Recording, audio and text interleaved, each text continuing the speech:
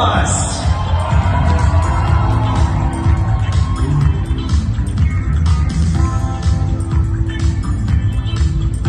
Второе место Александр Зайцев, Красноярский край.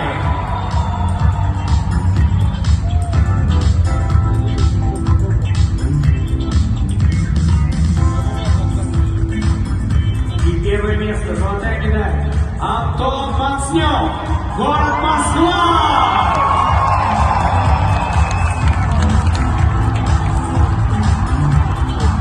Все победители данной компетенции получают призы компании Siemens. Друзья, вам аплодисменты! Мы приглашаем вас пройти на партнерскую сцену для награждения компании Siemens. А на красном подиуме уже сейчас появятся наши победители. Итак, промышленная автоматика, юниоры. Третье место. Даниил Соломатин, Республика Татарстан.